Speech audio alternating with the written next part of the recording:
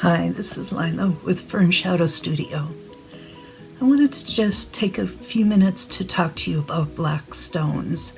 There seems to be a lot of confusion, and almost every reference you look at says black stones do the same thing.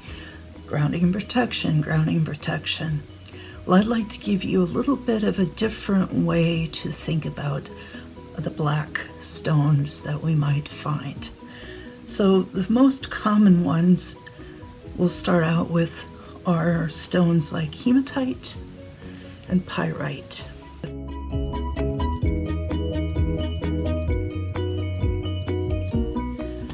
Now these are almost all iron, and my experience says that the strongest stones that we can have to help us ground, to help us release excess or old energy to the earth, are these iron-based stones.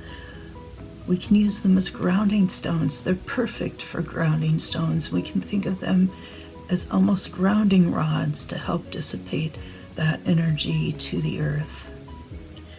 On the other hand, we might take a stone like tourmaline.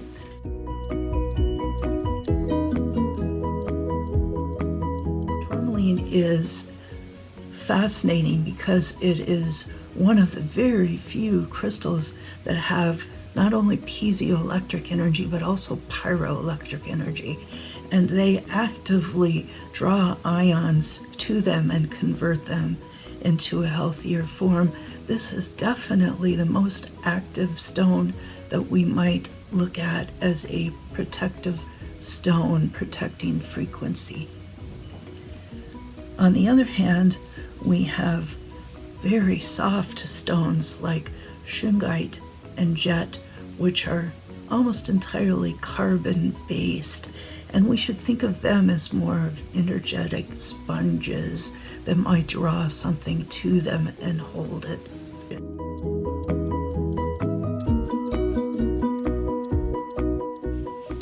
And then lastly, in our category of black stones, we have the in-between, which obsidian would be an example of that.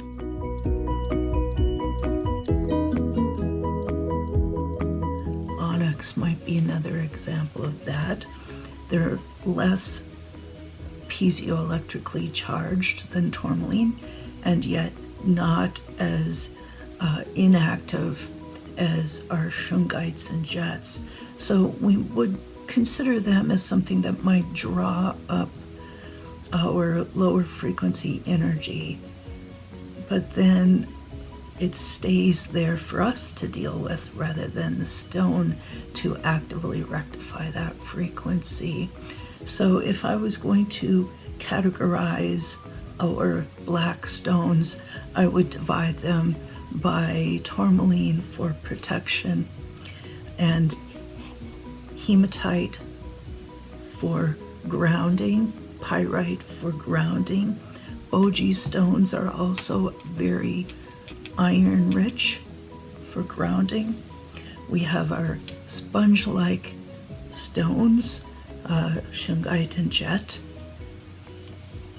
And then in between we have our obsidians and onyxes, and they may be best served for someone who is actively working on their shadow side or working on finding and releasing their lower frequency energies. So I hope that helped clarify our black stones and the categories they might fall in.